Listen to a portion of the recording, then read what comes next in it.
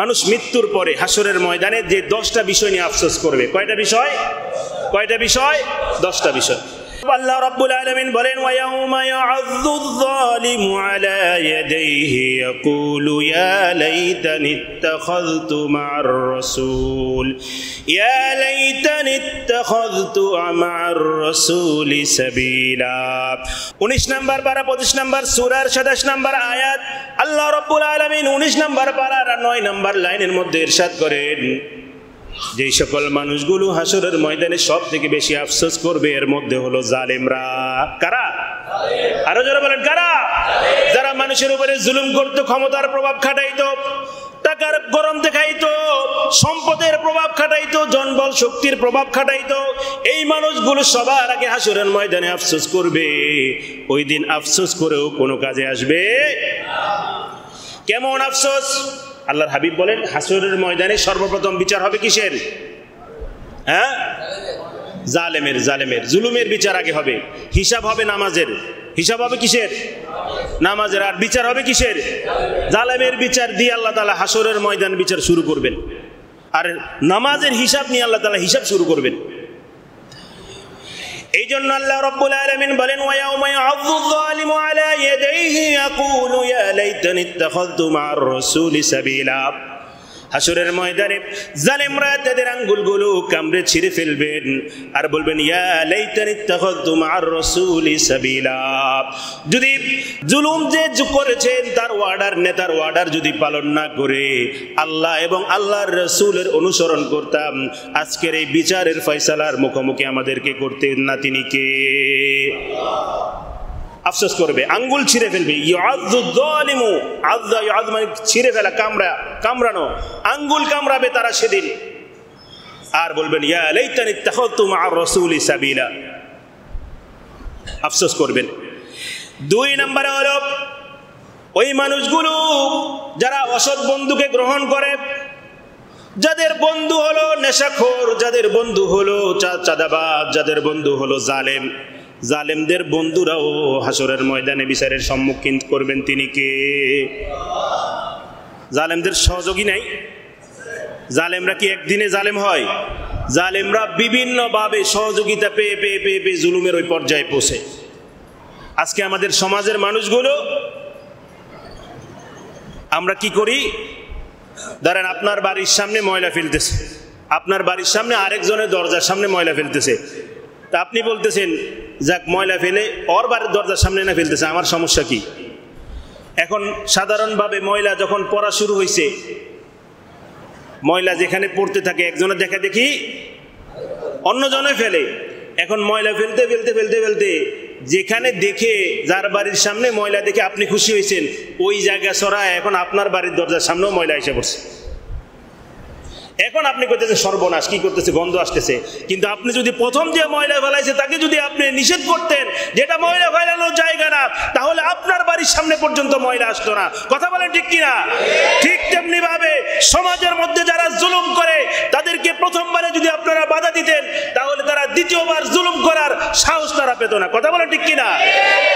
এই জালেমদেরকে জুলুম করার, জালেম হওয়ার জন্য আমাদের নিরপেক্ষতা, আমাদের চুপ থাকা, বোবা শয়তানের পথ অবলম্বন করা, এটাই হলো অন্যতম আমাদের জন্য সবথেকে বড় ক্ষতিকর।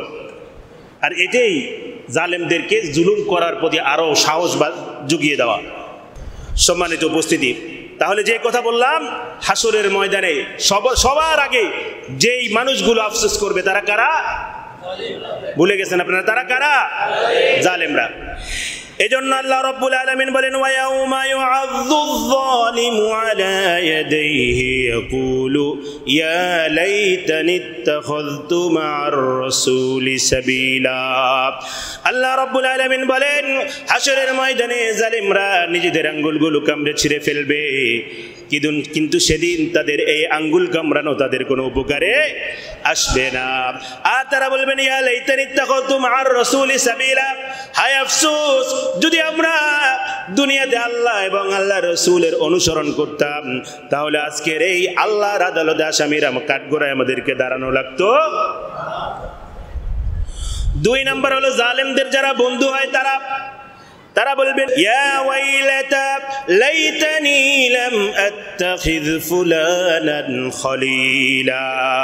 আল্লাহ রাব্বুল আলামিন একে সূরা ফুরকানের 25 নম্বর সূরা ফুরকানের 27 নম্বর আয়াত 19 নম্বর পারার 1 নম্বর পৃষ্ঠার 9 নম্বর লাইনের মধ্যে ইরশাদ করেন ইয়া লাইতানি লাম আত্তাখিয ফুলানান খলিলা।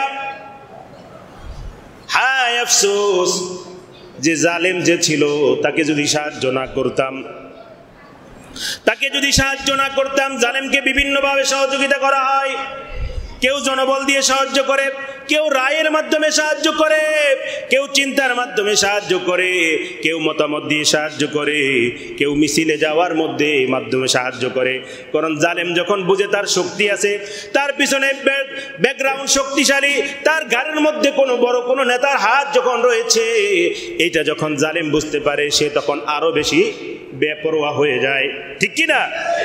সে তখন আরো বেপরোয়া হয়ে যায়। যখন সে বুঝতে পারে আমাকে পুলিশ কিছু করবে না, আমি গিয়ে আবার জেলখানে কয়েকদিন পরে বের হয়ে আসবো, চোর হয়ে ঢুকবো, ডাকাত হয়ে বের হবো, ঢুকবো, খুনি হয়ে বের হবো, এইরকম আইনের ব্যবস্থা যদি থাকে, ওই দেশে কখনো ইনসাফ এবং শান্তি আসতে পারে না। ঠিক কি না? তাহলে 2 নম্বরে তারা যারা কি করবে, এইভাবে আঙ্গুল কামড়াবে, তারা হলো জালেমদেরকে যারা সহযোগিতা করে তারা। আল্লাহ রাব্বুল আলামিন বলেন ওয়ালা তাহসাবান্নাল্লাহা গাফিলান আম্মা ইয়ামালুয যালিমুন। আল্লাহ রাব্বুল আলামিন পবিত্র কোরআনের 14 নম্বর সূরা ইব্রাহিমের 41 নম্বর আয়াতের মধ্যে ইরশাদ করেন ওয়ালা তাহসাবান্নাল্লাহা গাফিলান আম্মা ইয়ামালুয যালিমুন। জালেমরা মনে করে আল্লাহ তাআলা তাদের জুলুমের ব্যাপারে কোনো খবর রাখেন না। অন্য এক হাদিসের মধ্যে আল্লাহ রাব্বুল আলামিন বলেন ইত্তাকি দাওয়াতাল মাজলুম, খবরদার খবরদার খবরদার মাজলুমের বদদুয়া কখনো নিও না। ইত্তাকি দাওয়াতাল মাজলুম, মাজলুমের বদদুয়াকে ভয় করো বলেছেন কে? ইত্তাকি দাওয়াতাল মাজলুম, মাজলুমের বদদুয়াকে ভয় করো। তোমার জীবন ধ্বংসের জন্য মাজলুমের একটা দীর্ঘশ্বাস তোমার জীবন ধ্বংসের জন্য যথেষ্ট। ঠিক কি না? পৃথিবীর ইতিহাসে আল্লাহ রাব্বুল আলামিন আজ পর্যন্ত কোন জালেমকে না ছেড়ে দিয়েছেন, না ছেড়ে দিবেন। পৃথিবীর ইতিহাসে আজ পর্যন্ত আল্লাহ তাআলা কোন জালেমকে না ছেড়ে দিয়েছেন, না ছেড়ে দেবেন। বরং কিছুটা সময় তাদেরকে দিয়েছেন, তাদের বার কতটুকু এটা দেখার জন্য। কিন্তু আল্লাহ যখন ধরেছেন, চিন্তার চাইতেও বেশি শক্তভাবে তাদেরকে ধরেছেন। ঠিক কি না? আপনারা দেখেন, একটা সময় আমরা মনে করতাম আল্লাহ এরা যদি ক্ষমতা থেকে যায় তাহলে আমরা বাঁচবো, কিন্তু আল্লাহ তাআলা এমন এক ব্যবস্থা করছে, গোষ্ঠী সহ পলাইছে। কতক্ষণ ঠিক কি না? তাহলে আল্লাহর পরিকল্পনা মানুষের পরিকল্পনার চাইতে অনেক বেশি ঊর্ধ্বে, তার ধরা মানুষের চিন্তার চাইতেও বেশি। ইন্না আযাবি ইন্না বাতশা রাব্বিকা লাশাদীদ, তোমার মালিকের ধরা সবথেকে মারাত্মক ভাবে। আল্লাহ রাসূল হাদিসের মধ্যে ইরশাদ করেন, আল্লাহ রাব্বুল আলামিনের হাবিব বলেন ইন্নাল্লাহা লা ইউমলি লিয-যালিমিন। আল্লাহ রাব্বুল আলামিন কোন জালেমকে ইন্নাল্লাহা ইউমলি লিয-যালিমিন, জালেমকে আল্লাহ তাআলা কিছুটা সুযোগ দেয়। কি দেয়? কিছুটা সময় দেয়, ঢিল দেয়। আপনারা ঘুড়ি উড়াইতে দেখছেন না? ঘুড়ি যখন ছুটতে থাকে তখন যার হাতে না দেয় সে আস্তে আস্তে ঘুড়ির সুতার মধ্যে কি দেয়? ঢিল দেয়, সুতা ছাড়ে। কিন্তু যখন সন্ধ্যা হয়ে যায় তখন কি করে? সুতা নাটাই বটা শুরু করে দেয়। তা আমরা যে যাই করি, আমাদের নাটাই কার হাতে? আরো জোরে বলেন, কার হাতে? যত ক্ষমতাবান হোক, নাটাই কার হাতে? সন্দেহ আছে? আল্লাহর হাবিব বলেন ইন্নাল্লাহা ইউমলি লিয-যালিমিন, আল্লাহ রাব্বুল আলামিন জালেমদেরকে কিছুটা সময় দেয়। হাত্তা ইযা আখাযাতহু লাম ইউফলিতহু, কিন্তু যখন ধরে তখন আর ছাড়ে না। যখন ধরে তখন আর প্রমাণ আছে তো? প্রমাণ আছে তো?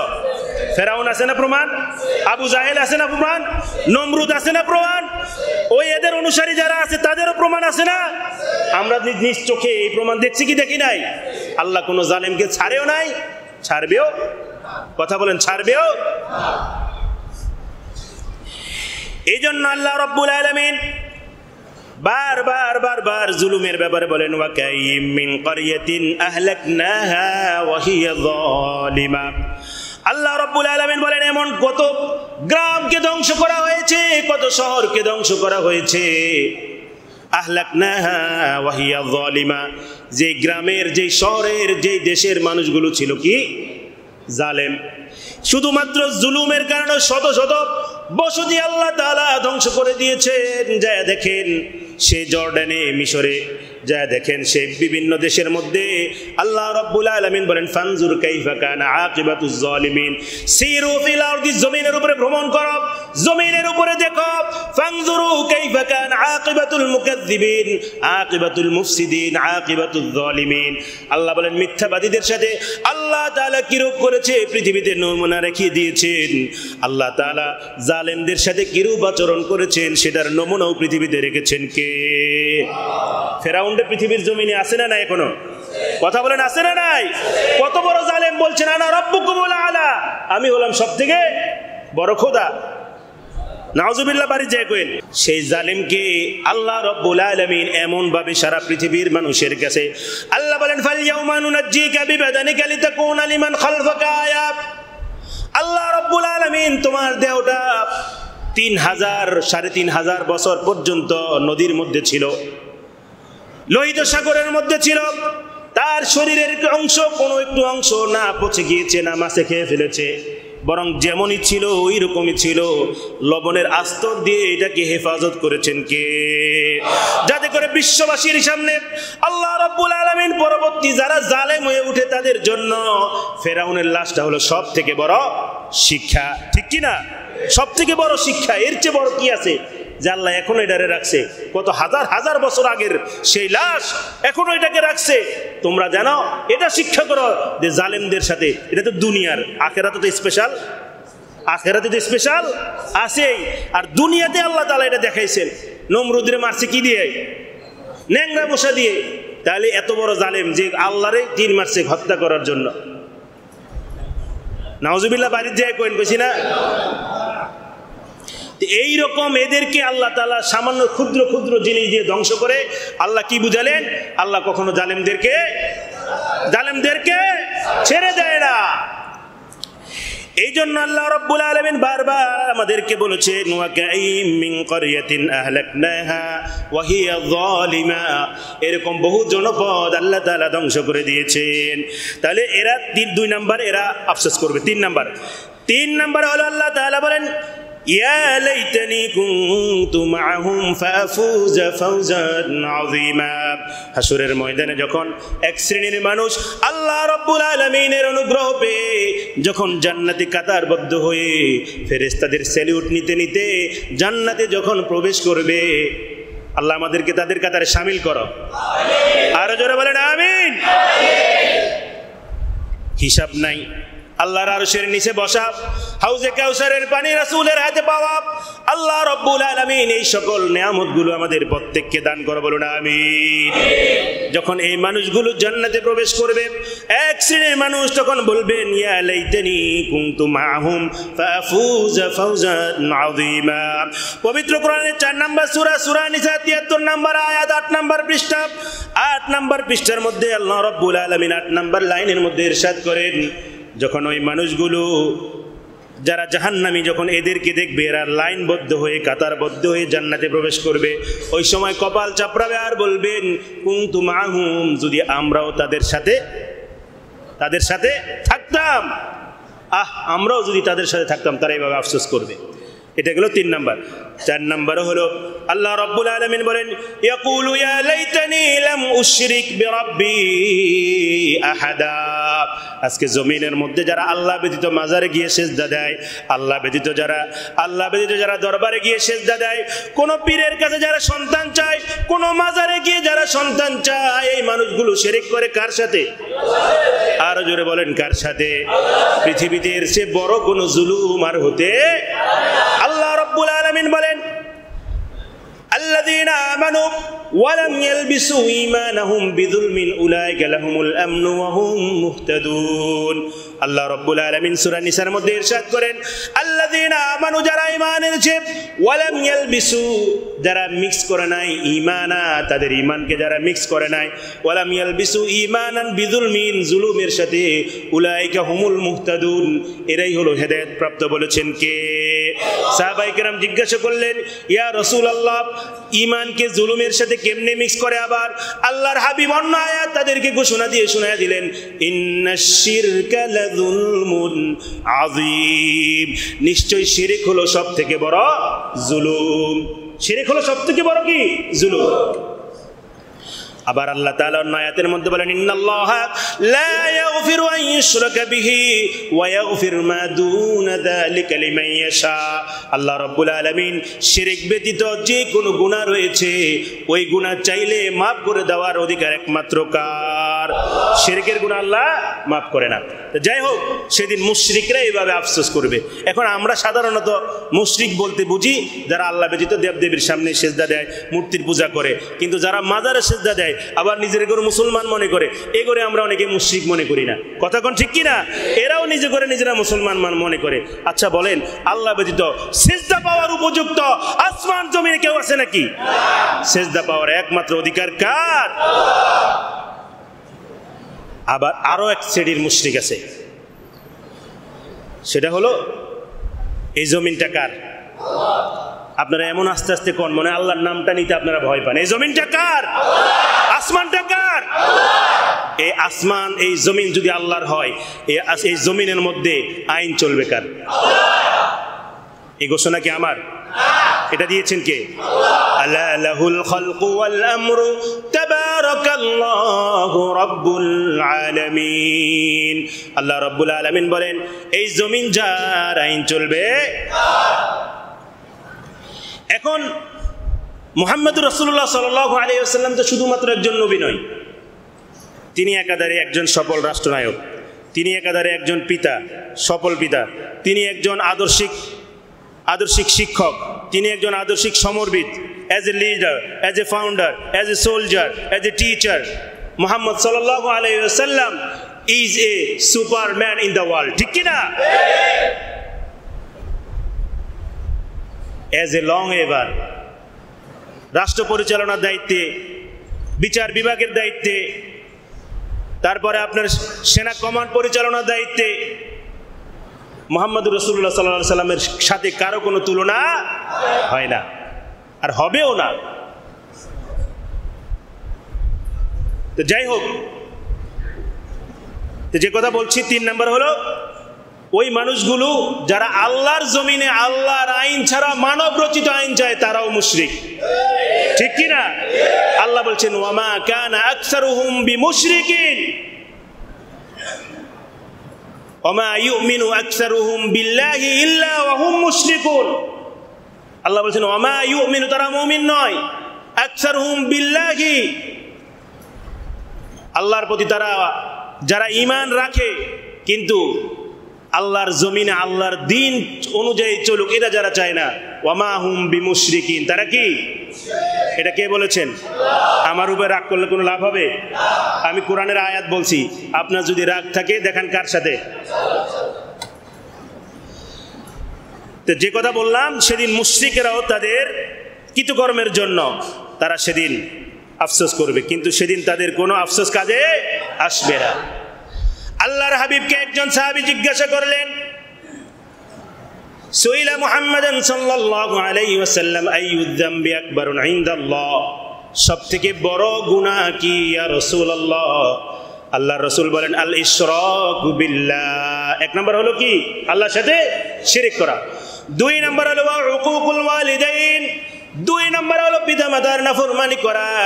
3 নাম্বার হলো কতলুন নাফস আল্লাতী হারামাল্লাহু ইল্লা বিল হক, অন্যায়ভাবে কাউকে হত্যা করা। আল্লাহ তাআলা যেটা নিষেধ করেছেন, অন্যায়ভাবে কাউকে হত্যা করা। এই যে সাংবাদিককে মারা হলো, এই যে সাংবাদিককে মারা হলো গাজীপুরের, এটা কি অন্যায়ভাবে না ন্যায়ভাবে?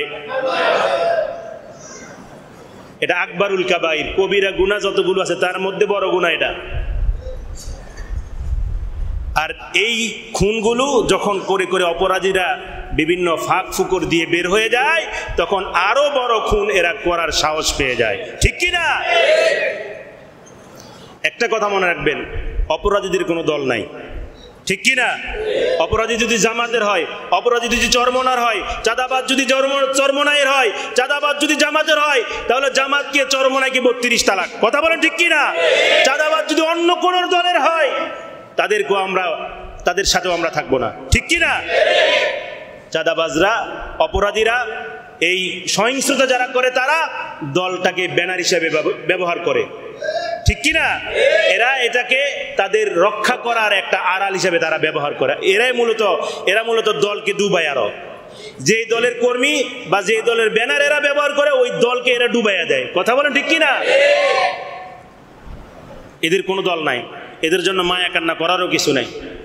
এরা সন্ত্রাসী, এটাই এদের পরিচয়। এরা অপরাধী, এটাই এদের পরিচয় দুনিয়া ও আখেরাতে, যতক্ষণ তওবা না করে। ঠিক কি না? সম্মানিত উপস্থিতি, তাহলে আল্লাহ রাব্বুল আলামিনের রাসূলের কাছেও জিজ্ঞাসা করলেন সবথেকে বড় গুনাহ কি? আল্লাহ রাসূল বলছেন আল ইশরাকু বিল্লাহ ওয়া উকুকুল ওয়ালিদাইন ওয়া কতলুন নাফস আল্লাতী হারামাল্লাহু ইল্লা বিল হক। 4 নম্বরে বলছেন কওলুজ জুর আও শাহাদাতিজ জুর, মিথ্যা বলা অথবা মিথ্যা সাক্ষী দেওয়া। মিথ্যা বলা অথবা মিথ্যা সাক্ষী দেওয়া। এই দেশে 500-1000 টাকা দিলে মিথ্যা সাক্ষী পাওয়া যায় আদালতে। ঠিক কি না? এই দেশে 1000-2000 টাকা দিলে মিথ্যা সাক্ষী পাওয়া যায়। এই দেশে দল করলে, দল কানা হয়ে দলের অন্ধ অনুসরণ করে আরেকজনের নামে মিথ্যা সাক্ষী আদালতে দেওয়া যায়। কথা বলে ঠিক কি না? কিন্তু মনে রাখবেন, বিচার এখানেই শেষ নয়, আরেকটা বিচার হবে। ওই বিচারক, ওই আদালতের বিচারক থাকবেন আলাইসাল্লাহু বিকাফিন আবাদা আলাইসাল্লাহু বিআহকামিল হাকিমিন। ওই আদালতের বিচারক থাকবে তিনি কে? ওইখানে ঘুষ, দলবাজি, রাজনীতি, প্রভাব খাটানো কোনো কিছু কাজে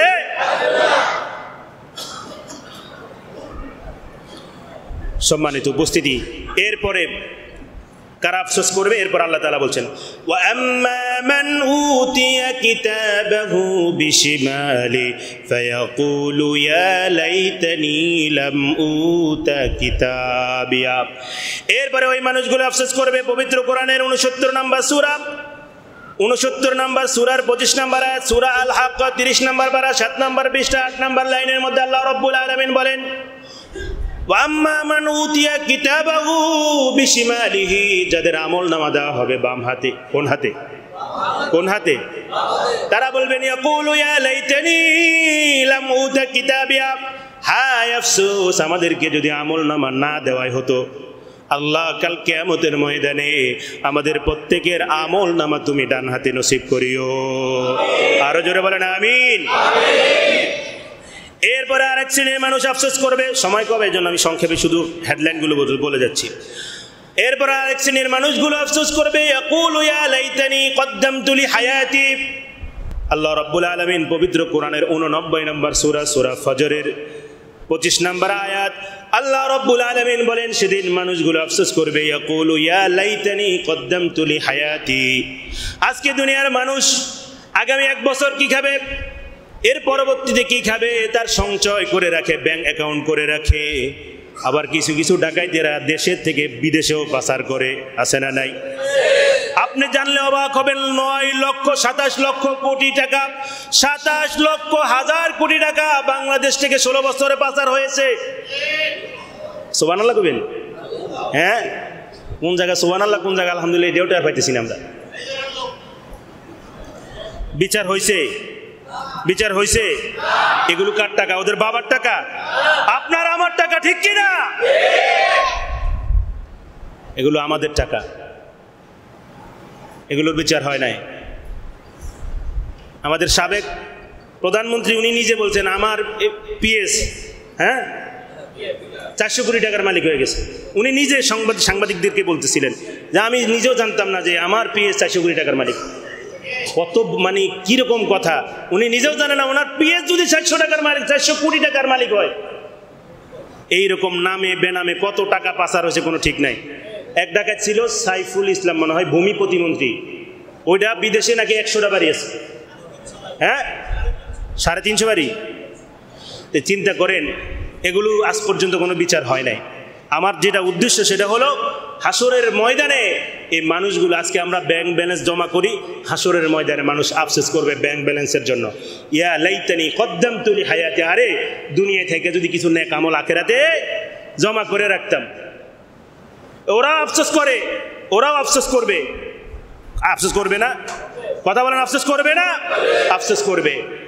তো আল্লাহ তাআলা বলেন ওই দিন আফসোস করবে যে দুনিয়াতে কামাইলাম শুধু, আখিরাতের জন্য তো কিছুই করলাম না। ইয়া কদ্দামতু লি হায়াতি, কদ্দামতু লি হায়াতি। আফসোস যদি হাসরের ময়দানের জন্য, পরকালের জন্য কিছু পাঠাইয়া দিতাম হায়াতের জিন্দেগিতে থাকতে, সেদিন তারা আফসোস করবে। এটা হলো 7 নাম্বার।